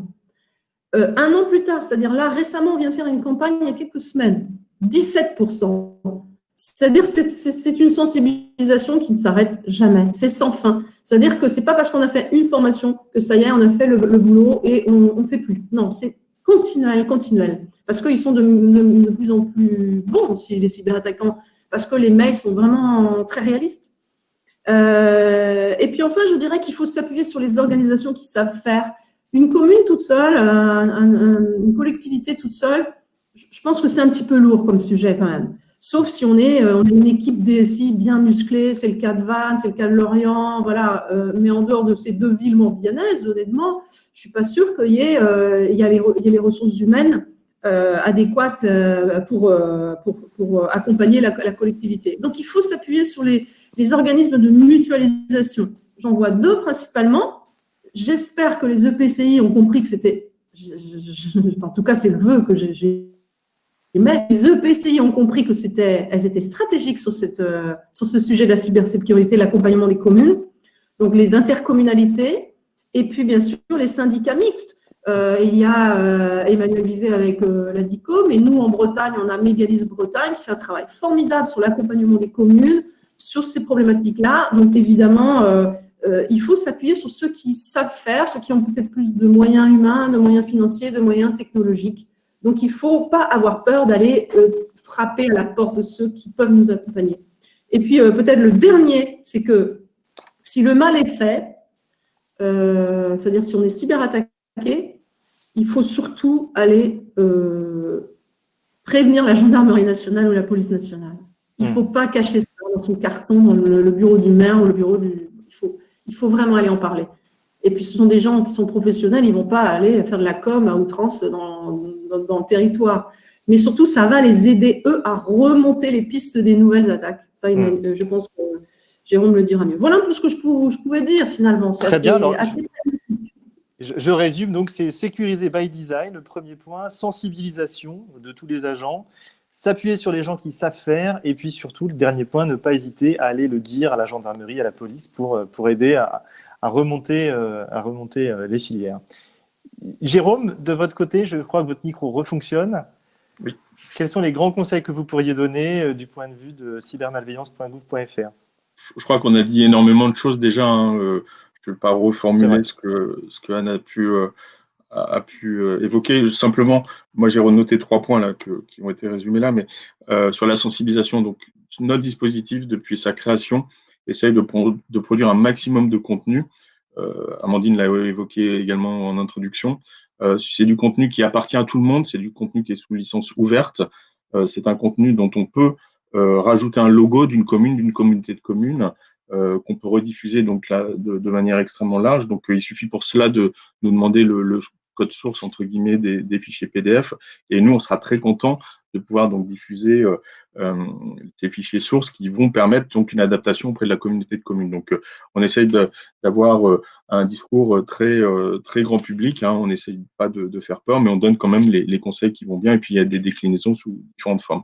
Le fait de vous accompagner par des professionnels, c'est aussi un peu notre leitmotiv, puisque on a parlé de prestataires qui étaient référencés sur la plateforme. Depuis maintenant 1 an et demi, 2 ans, on a travaillé à la conception d'un label, un label Expert Cyber. On est aujourd'hui à une 50, on devrait être en fin de semaine à 50 experts cyber. On s'était donné comme objectif au 1er janvier. Donc, on est vraiment pile poil en termes de prévision. Donc, on aura 50 prestataires qui ont été par l'AFNOR audités d'un point de vue documentaire et puis également qui ont passé des tests.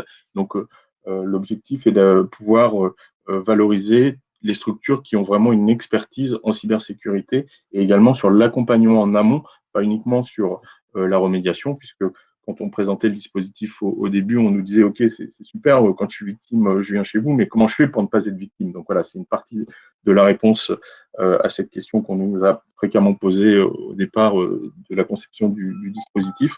Et puis, le 3e point, c'est le dépôt de plainte. On parle de chiffre noir de la cybersécurité. Au ministère de l'Intérieur, au ministère de la Justice, on parle du chiffre noir. Il est fondamental, comme l'a dit Anne également, que les services publics se rendent compte des phénomènes pour que derrière, il puisse y avoir des moyens qui puissent identifier les auteurs pour faire cesser l'infraction.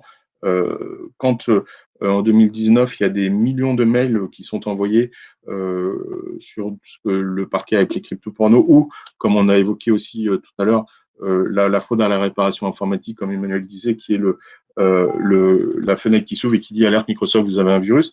Ça, si les services d'enquête n'ont pas conscience que ça touche énormément de monde, et en particulier potentiellement les collectivités, ils ne font rien. Et donc, le fait de pouvoir déposer plainte, le fait de pouvoir nous alerter, nous, pour derrière qu'on puisse potentiellement alerter les services d'enquête, permet derrière de faire qu'il y ait des ressources qui soient fléchées en termes de police judiciaire sur l'identification donc de ces phénomènes, et derrière, potentiellement des arrestations, qui s'est passé en 2019 sur la fraude à la réparation informatique. Donc voilà, le dépôt de plainte auprès des gens qui, effectivement, comme l'a dit encore une fois de plus Anne, sont des gens qui sont des professionnels qui ne vont pas aller ébruiter partout le fait que vous ayez été victime, eh bien, il est fondamental et c'est un moyen de rendre service à la communauté et on doit tous travailler ensemble contre les gens qui, eux, en face, ont cette intelligence de travailler ensemble. Donc, le dépôt de plainte fait partie des outils à notre disposition pour essayer de lutter contre tous ces actes de cybermalveillance. Très bien. Peut-être une dernière petite question. Je ne sais pas si vous m'entendez. Oui, voilà, je suis de retour. Pardon pour ces petits problèmes techniques qu'on a ce matin. C'est les aléas du direct, comme on dit. Hein. Je vois que M. Miss vient de se connecter avec nous. Peut-être une dernière petite question pour terminer cette table ronde avant d'arriver à la conclusion de M. Miss. Je suis une collectivité, j'y connais rien, je n'ai pas trop de moyens. Par quoi je commence ?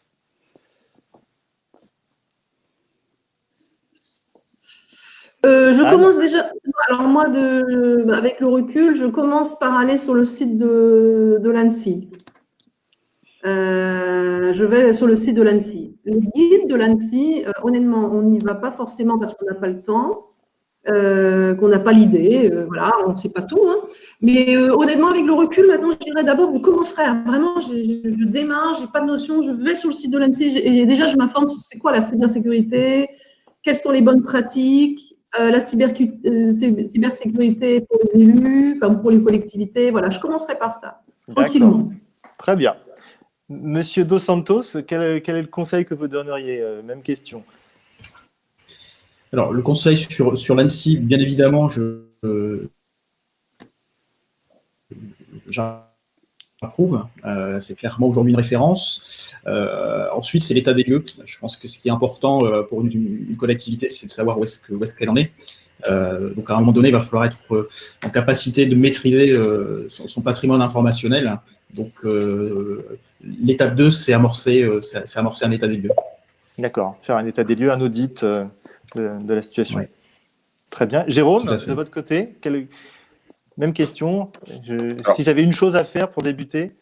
Alors, une fois qu'on est allé sur le site de l'ANSSI, qu'on a tout lu et qu'on a très mal à la tête, on fait une pause et on vient chez nous, puisqu'on est beaucoup moins technique, effectivement, mais on a aussi, comme je le disais tout à l'heure, produit beaucoup de contenus qui sont donc moins techniques, mais qui vont permettre une sensibilisation des agents de la collectivité pour éviter qu'elle soit attaquée.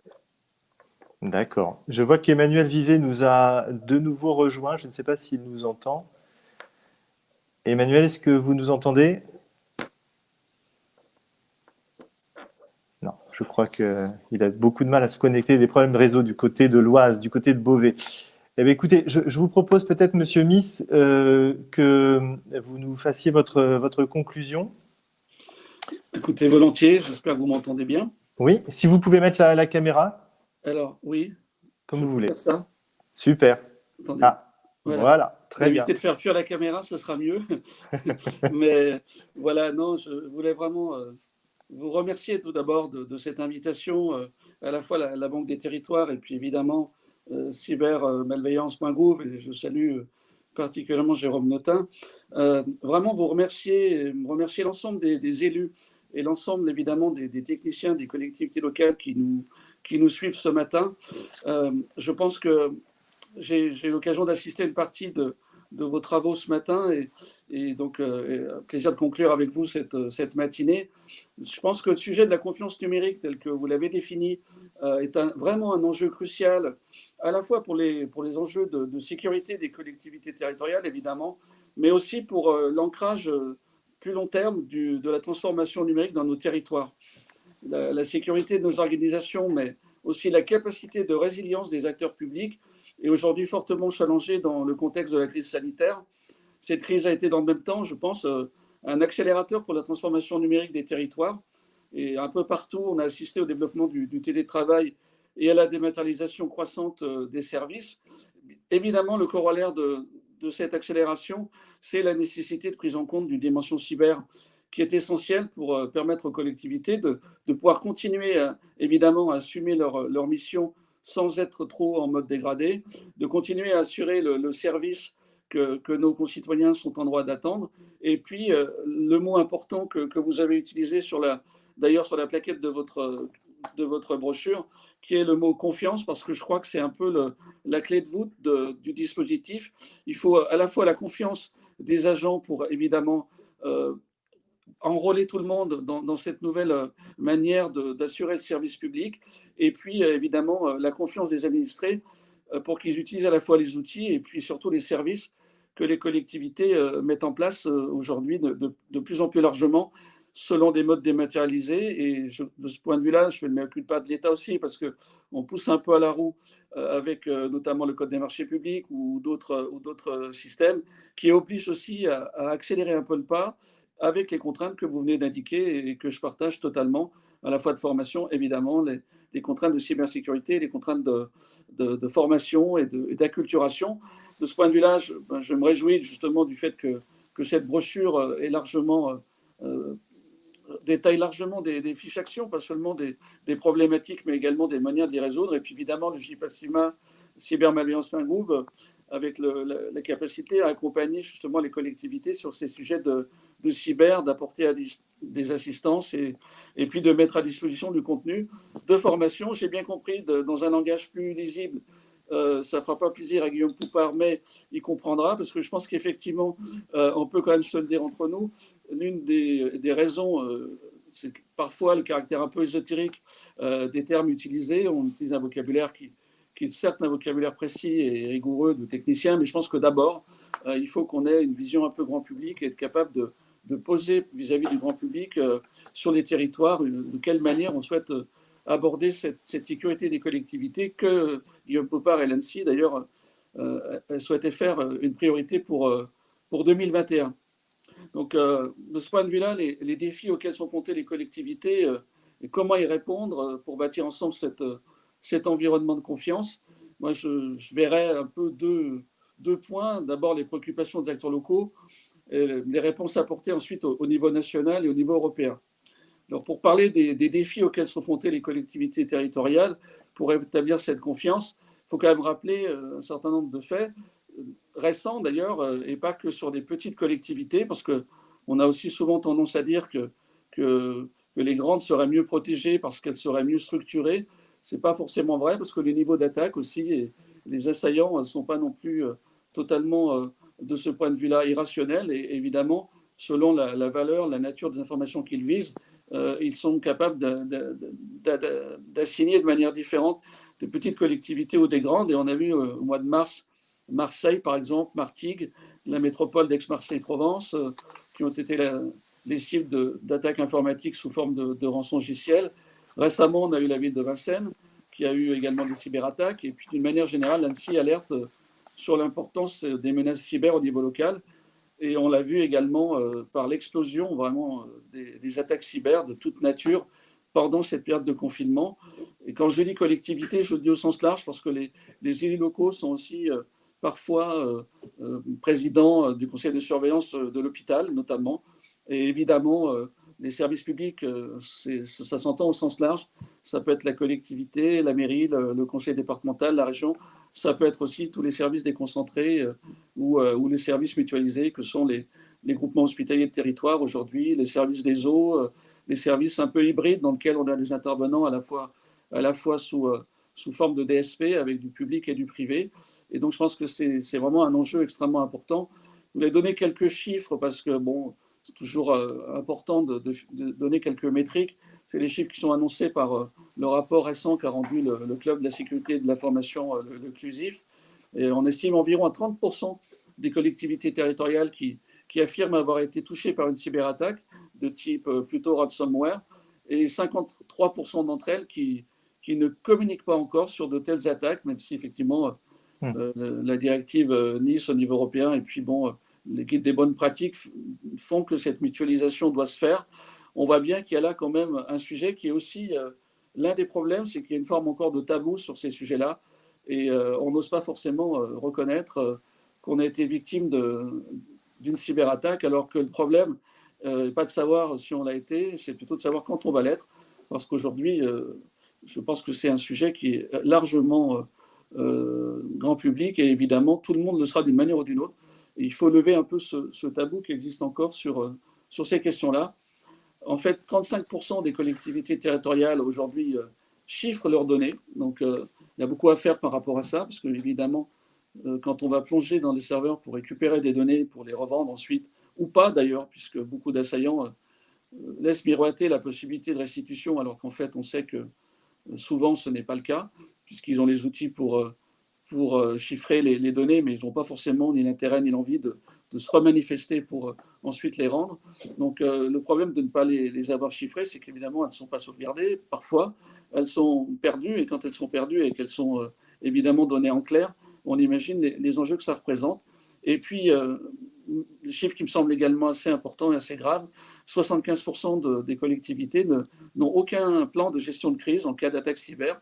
Et donc, par rapport effectivement à la capacité de pouvoir avoir une continuité d'activité et même en mode dégradé, ça pose des problèmes si les choses ne sont pas en amont, à la fois établies dans un plan de gestion de crise et éprouvées régulièrement. Parce que je pense que la meilleure façon de faire, c'est effectivement de faire des exercices. Alors, ce n'est pas forcément courant, mais effectivement, je crois que ça relève des bonnes pratiques à mettre en place.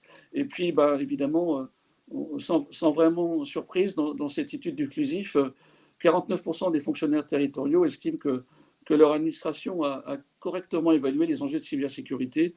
Et ça, c'est un chiffre qui est donné par la Fondation pour la recherche stratégique.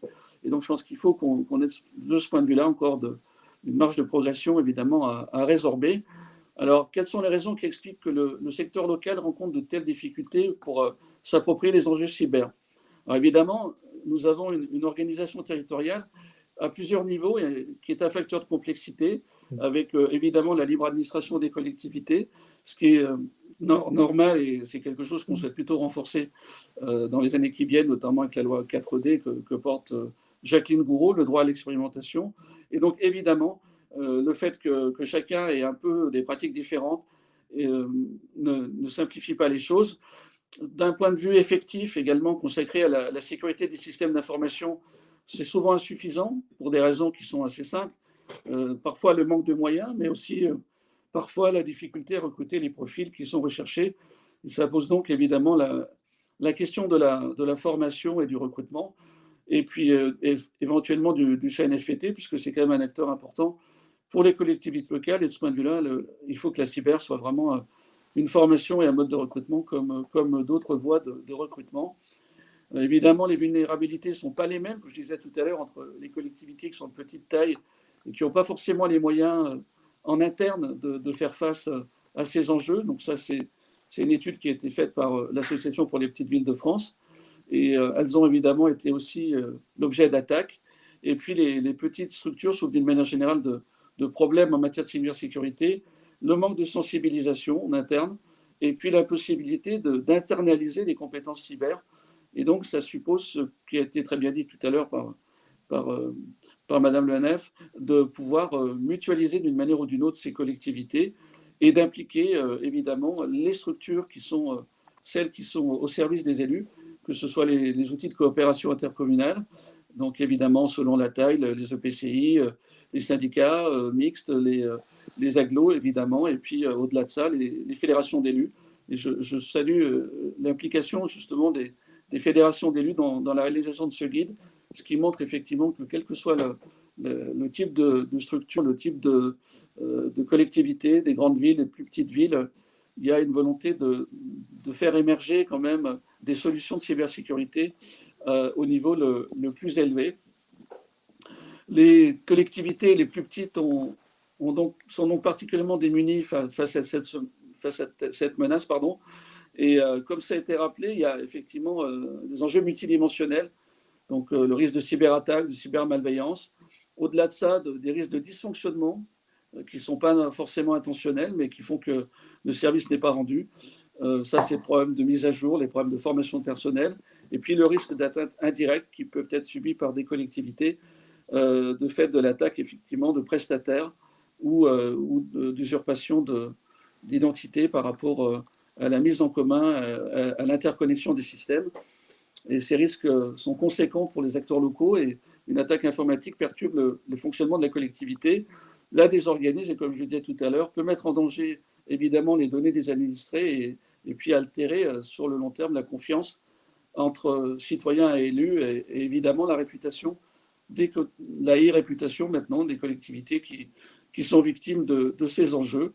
C'est un défi pour minimiser les risques de dysfonctionnement et puis pour, d'autre part, atténuer la gravité de la menace en cas d'attaque.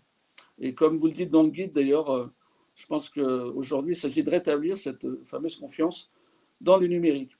Ça nécessite des solutions qui soient fiables, qui soient pérennes, qui soient associées à une gestion maîtrisée des systèmes, des données et des identités. J'ai bien aimé ce que vous avez dit sur les identités, ayant rendu un rapport en juin sur l'identité numérique. Je ne suis pas encore, malheureusement, très enthousiaste parce que je trouve que ça met beaucoup de temps à se mettre en place. Ce sera un bel outil, effectivement, pour mettre en place les services de France Connect, qui fonctionnent bien, parce qu'aujourd'hui, France Connect est passé de 1 million d'utilisateurs en 2017 à pratiquement 15 millions en 2020.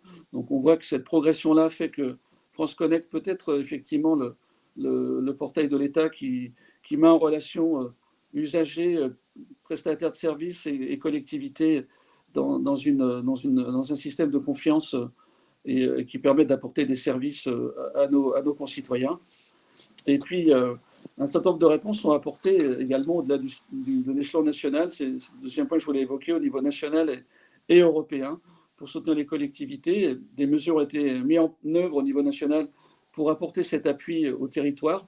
Et donc, je salue une fois de plus le travail que de ce point de vue-là réalise le GIP ACIMA et l'assistance qui est apportée aux collectivités en leur offrant des contenus qui sont à la fois techniques mais aussi pédagogiques, parce que je crois que les deux enjeux vont vraiment de pair, et la mise en place de cette plateforme de mise en relation avec des prestataires qui soient capables d'apporter les réponses aux incidents cyber, parce que le problème d'être formé, c'est une chose, le problème d'avoir l'information, c'est une chose, mais bon, si on n'a pas forcément les prestataires pour pouvoir y répondre, pour pouvoir faire de la veille, pour pouvoir faire la formation des équipes, évidemment, ça a peu d'intérêt de savoir pourquoi on est attaqué. La question, c'est de savoir comment on peut y répondre et comment on peut se prémunir et avoir une réponse à incident qui soit au niveau de réactivité qui est attendu. Et puis deuxièmement, la direction interministérielle du numérique qui qui est un programme dédié maintenant à l'administration numérique territoriale et qui valorise auprès des collectivités les actions SSI qui sont présentes dans l'offre de services de l'État. On a également une revue stratégique de cyberdéfense qui comporte des recommandations à destination des territoires. Donc, elles sont de 3 natures. Et ça a été dit également tout à l'heure, il faut vraiment encourager cette mutualisation des ressources au niveau des collectivités, favoriser la communication en matière de sécurité numérique et puis favoriser le développement d'une offre adaptée à la fois de produits et de services. On a également, là où ils sont présents, les délégués de l'ANSSI en région qui sont chargés de relayer, c'est leur mission de coordonner l'action de l'ANSSI dans les territoires et de contribuer à associer les acteurs territoriaux au dispositif de cybersécurité.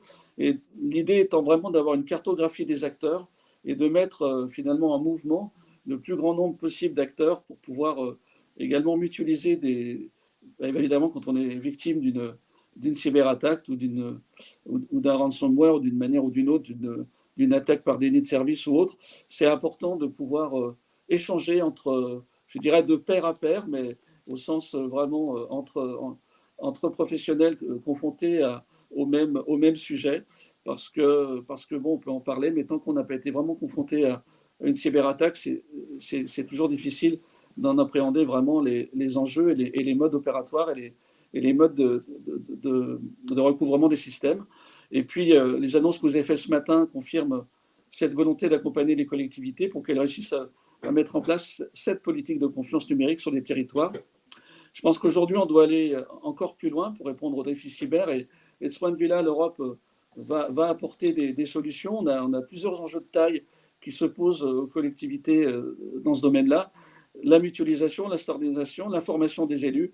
On doit aussi anticiper, ça c'est l'échelon européen de la feuille de route qui a été annoncée pas plus tard qu'aujourd'hui sur les enjeux de cybersécurité, où les territoires doivent anticiper les futures évolutions technologiques, puisque les territoires sont aussi pourvoyeurs de nouveaux services à travers les notions de smart city, ou en tout cas, si ce n'est pas des smart cities totalement aboutis, il y a quand même la volonté de déployer, et ça crée des enjeux de tension, des problèmes de 5G ou évidemment d'objets connectés qui sont aujourd'hui de plus en plus nombreux, que ce soit les arrêts de bus. Enfin, on imagine la somme florissante, il suffit de faire les salons, même si à un moment on ne peut pas les faire totalement, de services qui sont proposés aux collectivités et qui associent de manière hybridée plusieurs briques technologiques, évidemment, qui font appel à du stockage, à du chiffrement, à de la 5G, à des objets connectés, parfois à de l'intelligence artificielle et parfois même certaines velléités de vouloir utiliser des techniques de reconnaissance biométrique ou des reconnaissances sonores ou d'identité de reconnaissance faciale. Évidemment, tous ces enjeux-là sont de nature différente, mais ils posent ces réponses à une feuille de route qui doit être globale. Et de ce point de vue-là, le secrétaire d'État au numérique présentera dans la deuxième quinzaine de janvier, alors c'est un peu un scoop, la feuille de route cyber qui va découler un peu du plan de relance.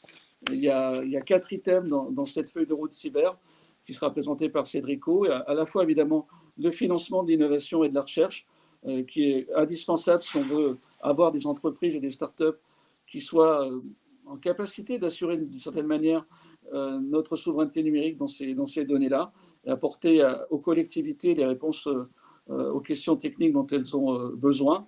Il y aura évidemment, je pense que c'est très important dans la feuille de route de Cédrico, un volet qui touche à l'éducation, parce que l'éducation au sens très large, il y a évidemment la formation et l'éducation des agents et des gens qui opèrent dans ces systèmes-là, y compris des entreprises qui doivent se mettre un peu dans la peau des élus et voir un peu de quelle manière on fonctionne dans une collectivité.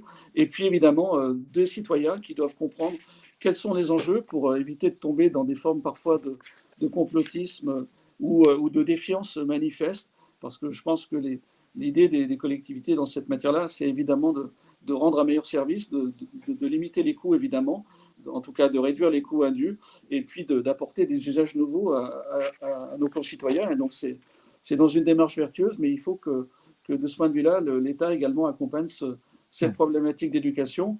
Fédérer les acteurs, alors je pense que c'est important, ça n'a pas été dit par Michel Van den Berg encore, pour l'installation du cybercampus, qui se veut être justement cette université du cyber en France, il faut qu'il y ait dans cette université, évidemment, les académiques.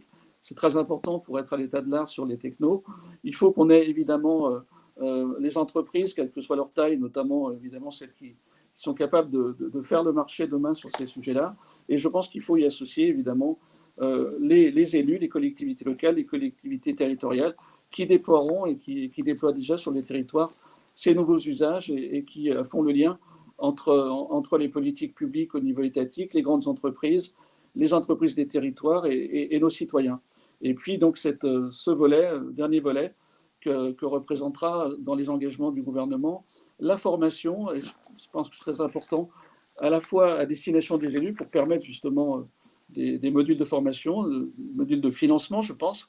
Je ne sais pas si Cédrico s'aventurera présentera des éléments plus précis. Moi, je ne m'y aventurerai pas parce que je ne connais pas le détail, mais évidemment, il y a une volonté et je pense qu'il faudra que ce plan de relance, de ce point de vue-là, soit ambitieux pour pouvoir permettre d'adresser ces quatre items, et notamment le dernier, qui me paraît assez important si on veut vraiment que les maisons France Service, que le lien dans nos territoires et pour rompre avec cet isolement numérique et cet illectronisme qu'on dit, c'est les élus et c'est les collectivités au plus près du terrain qui les connaissent le mieux. Et je pense que c'est le rôle de l'État d'accompagner les professionnels et les élus dans cette direction. Et puis la Commission européenne, pour finir au niveau échelon européen, publiera la semaine prochaine donc sa stratégie en matière de cybersécurité, poursuite de ses travaux sur la sécurité des réseaux, et puis, comme c'est déjà annoncé, l'introduction de nouvelles règles pour justement les objets connectés, qui sont vraiment un enjeu majeur, je pense, pour les collectivités, pour nos concitoyens. Je voulais pas être trop long, ne pas être plus long dans ce monologue que nous impose un peu cette formule de travail en visio, mais je voulais quand même finir sur cet aspect positif parce que je ne voudrais pas qu'on considère justement le numérique comme une contrainte. Je pense que c'est d'abord une opportunité et il faut vraiment qu'on soit capable de s'en saisir, de créer les outils de confiance numérique pour nos territoires, comme une fois encore le promeut votre guide pratique. Et je crois que c'est en protégeant finalement les Français de ce risque cyber et en les accompagnant dans ces nouveaux enjeux qu'on pourra continuer à remplir d'une manière renouvelée le rôle et les missions de service public à la fois de l'État et des collectivités territoriales. Merci infiniment pour votre invitation et bravo pour cette initiative. Monsieur Mitch, je vous remercie du fond du cœur. Je pense qu'on ne pouvait pas rêver de meilleures conclusions pour ce webinaire. Moi, je note la touche très optimiste de votre intervention. Pas mal d'initiatives existent et d'autres vont voir le jour très prochainement. Je trouve que c'est très positif. Notre objectif ce matin, c'était vraiment de partager avec vous tous à la fois ce sujet et d'acculturation pour certains, mais qui est déjà bien considéré par la plupart. Ce webinaire sera disponible en replay dans les minutes ou dans les heures qui viennent. Donc vous pourrez le regarder ou le partager avec des collègues qui n'auraient pas pu y assister ce matin. Il sera disponible sur le site cybermalveillance.gouv.fr et également sur ce lien. Je tenais à remercier chacun des intervenants du fond du cœur pour cette matinée qui était très dense et très riche. C'est vrai qu'on est tous toute la journée derrière nos écrans et c'est difficile de consacrer 1h30 comme ça sur un sujet. Merci à tous et puis écoutez, je vous souhaite au nom de la Banque des Territoires et de cybermalveillance.gouv.fr de très belles fêtes de fin d'année. Merci à tous. Merci.